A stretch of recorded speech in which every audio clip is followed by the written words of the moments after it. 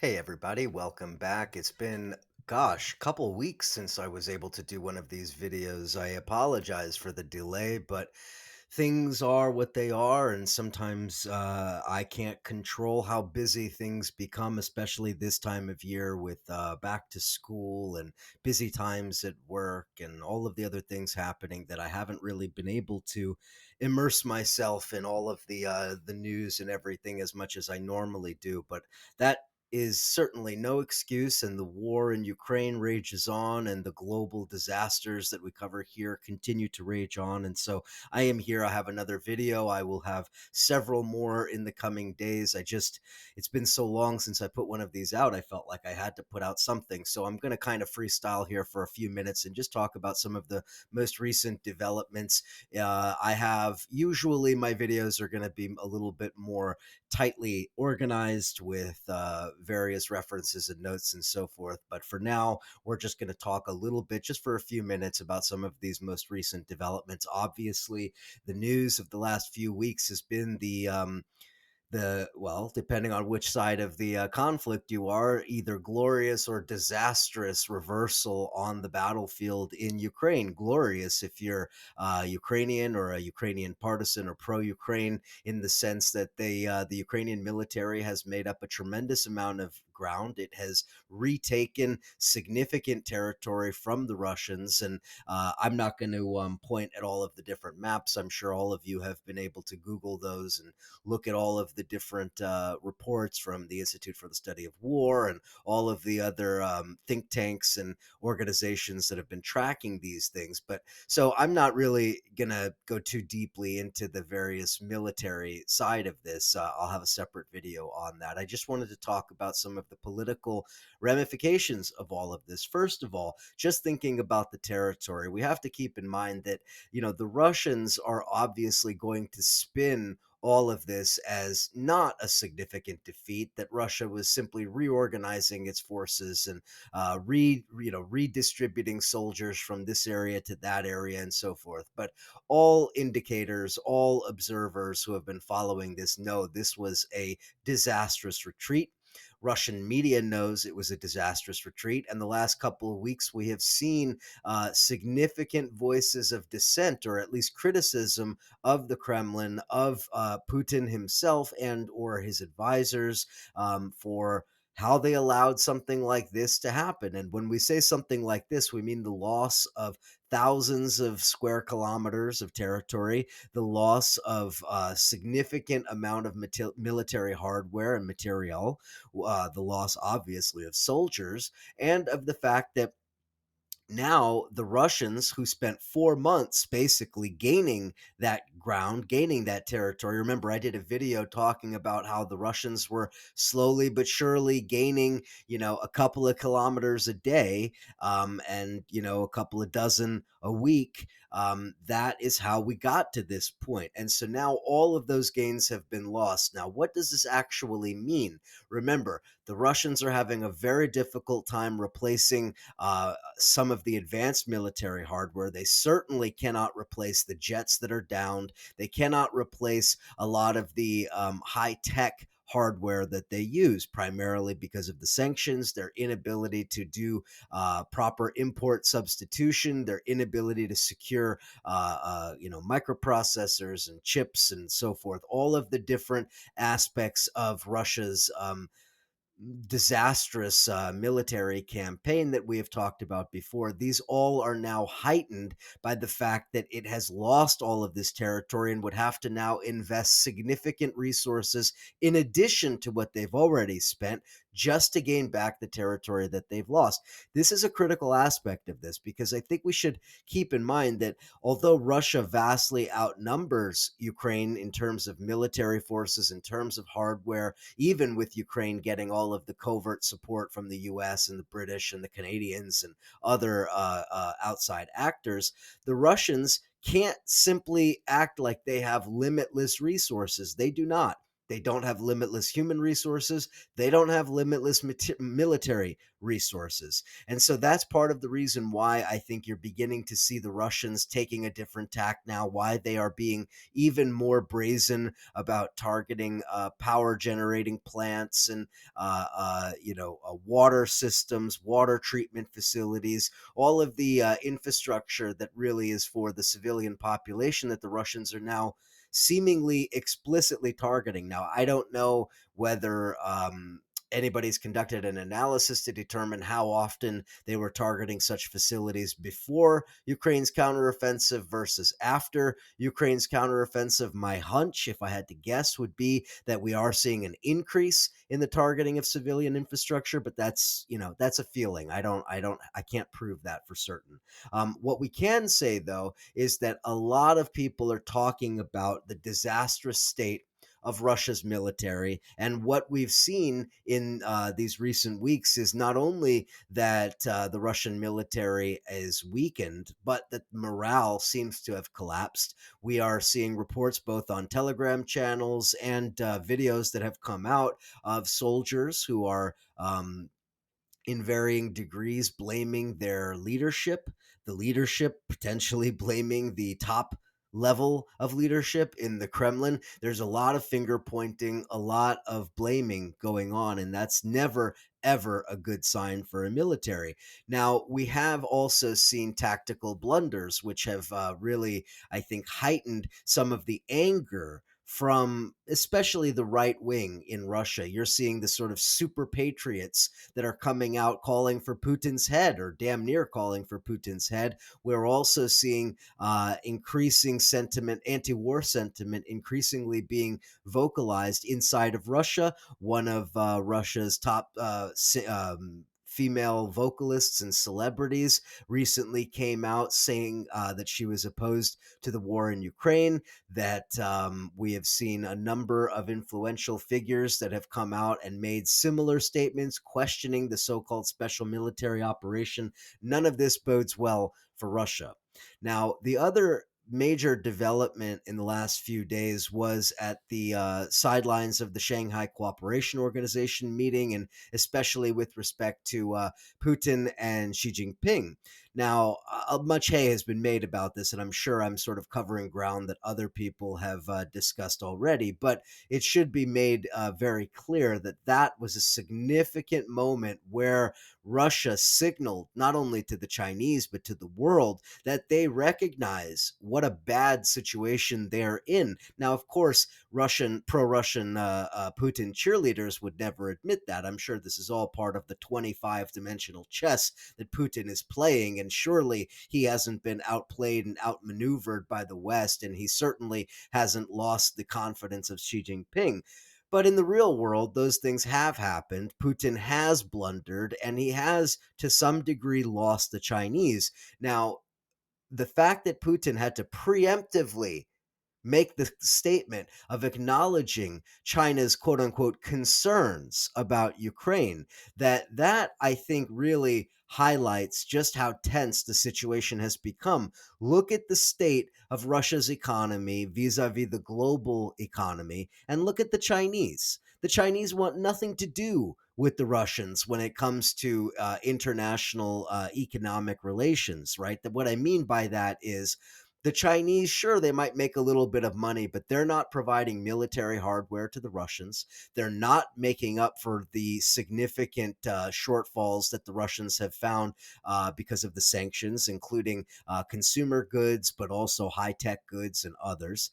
The Chinese are also not really helping in regards to finance, in regards to insurance of tankers, of oil deliveries, of infrastructure. Really, very, very little actually from the Chinese. We can see in their non actions that the Chinese are deeply worried about what the Russians, not only about the state of the war in Ukraine, but more importantly, what the Russians have done in creating global economic upheaval that negatively impacts China itself. Remember that China is going through its own complicated period, not the least of which being the disastrous COVID lockdowns that have really hurt China's economy. And I say disastrous not because there's, I'm not because I'm wading into the public health debate of that. I mean to say that it has really hampered China's economic growth, and it is economic growth that really is the engine of China's global influence. China,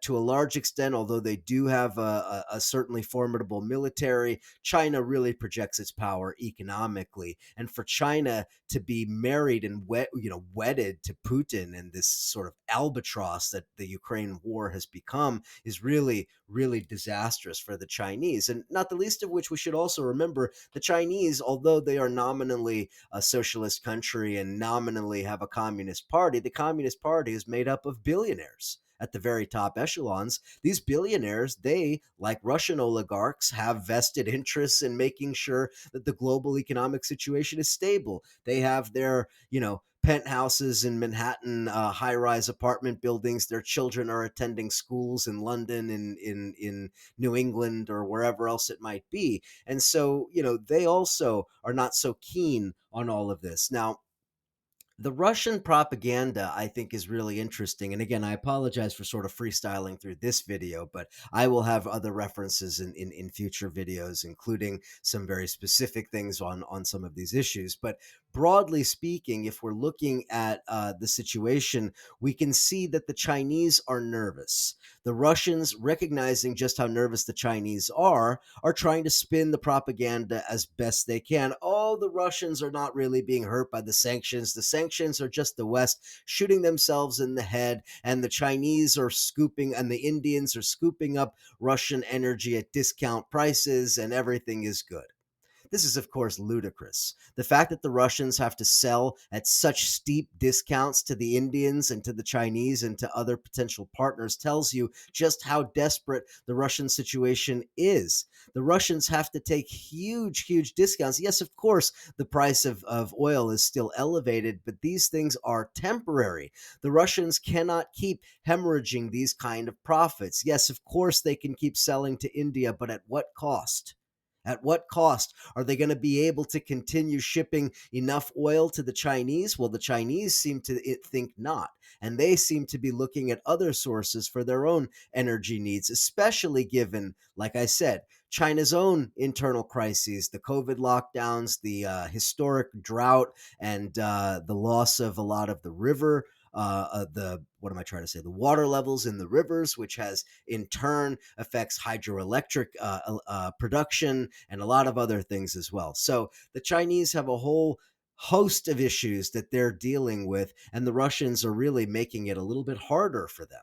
Now, I want to quickly touch on something that came out of the Valdai discussion club or whatever, economic club. This is the pro-Russian, I don't know, think tank annual event, whatever you want to call it, where the Russians gather together various economic analysts and speakers for an annual event touting Russia's economic potential. So, anyway, this comes from a very pro Russian perspective. But even in the Valdai discussion group, they're talking about the impact of the sanctions on Russia's oil sector.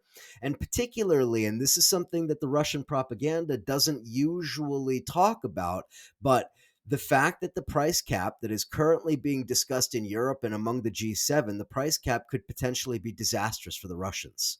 Okay, because not only is the price cap going to limit what the Russians can sell to any of the G7 and other partners in that coalition, but it is also potentially going to extend U.S. sanctions on other third parties that might do other kinds of business in the oil sector. So, say, for instance, European companies that provide insurance for oil tankers. You can't sail an oil tanker through the oceans of the world without it being insured. This is just the way that the business is done. And if you can't get that insurance, you can't really sell your oil because you can't ship it globally. So there's talk about how are the Russians going to be able to continue shipping if they don't own their own tankers, if they aren't insuring their own full tankers, right? There's a lot of these secondary and tertiary businesses and economic aspects to the global energy trade that are really problematic for the Russians. So the Valdai Discussion Club comes out with a statement saying it is, and I'm quoting here, it is time for Russia to start thinking about adjusting to the Western restrictions. Very interesting statement. Now, what does that mean, adjusting to the Western restrictions? In other words, it means that Russia is not likely to break US and European resolve on the sanctions by starving them of energy. This is the game plan at this point. The Russians are going to cut off the energy to Europe and hope that they can sow enough political divisions inside of Europe, especially among some of those opposition parties, that they will be able to essentially break the will of the Europeans to go along with US sanctions on Russia.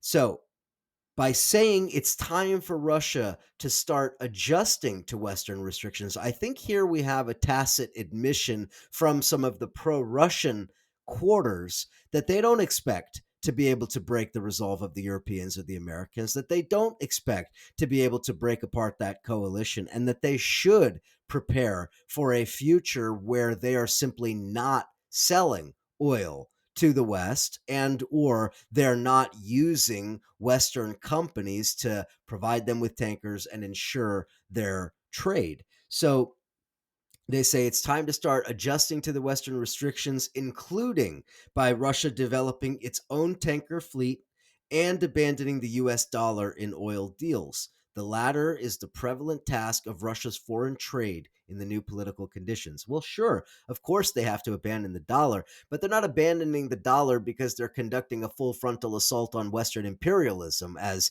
many of the idiot Putin cheerleaders might say. No, they're abandoning the dollar because they don't access the dollar. They cannot access the dollar. The Russians have had their currency reserves frozen, their dollar reserves frozen. They are also frozen out of much of the global currency trade, so they can't even access dollars.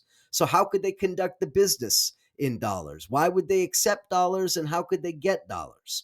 Right. So it's sort of a fait accompli, essentially, right? Oh, well, Russia needs to abandon the dollar. Well, it's kind of more like the dollar's abandoned Russia, and that's a big problem for Moscow. So, in other words, if we're thinking about the near term and the medium term and even the long term, I think what's beginning to sink in Russia is the reality that, just as I've said from literally the first day of this war, that Putin has made a disastrous and historic tactical blunder, that it is a military blunder, a political blunder, an economic blunder, and one that could potentially bring down his government. That is the kind of, I think, that is the kind of conclusion that we can draw from all of this 7 months later almost.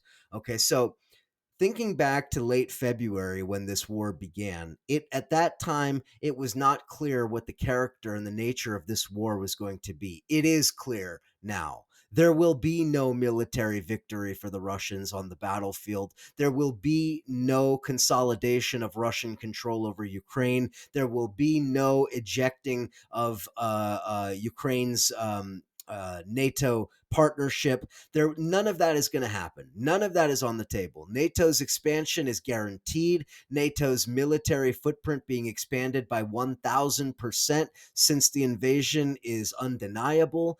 Russia's position is considerably weaker than it was 7 months ago. All of this was eminently predictable if you didn't have your head up the Kremlin's ass. So, take away from all of this right now, and I'm approaching 20 minutes. I'm going to have to end it there. I'll come back with more videos in the coming days. But the takeaway from all of this, I think, is very simple. When you look at those people who were making those predictions about Russia's glorious victory, about how Putin was striking a death blow to Western imperialism, that Putin was finally firing a warning shot to NATO, that the Russians were fighting back against the United States and all of this, for all of those people who were saying all of that, how does it look now? As Russians are on the run, the Russian military is, if not collapsing, is badly, badly wounded, and its prestige globally absolutely in the toilet as compared to where it was. All of this, again, tells us that we cannot be afraid to say Putin's blunder in Ukraine is historic, and it will have ramifications for decades to come. How this will all play out, I think, still is anybody's guess. But just look at the news on a daily basis, look at the maps, look at what the statements are. Hell, the statements from Putin's own mouth. You could see him choking back rage as he made the statement about Chinese concerns on Ukraine. He miscalculated, the Kremlin strategist miscalculated, and now the Russians are, of course, going to pay a very steep price for that. All right, got to leave it there. We're at 20 minutes. I'll have a lot more, especially about Central Asia, what's going on in the Black Sea, Turkey's very interesting role in all of this. A lot more to come. Go over to the Patreon, patreon.com/Eric Dreitzer. You can find all the videos and all of the other stuff there. Thanks as always. Talk to you again soon.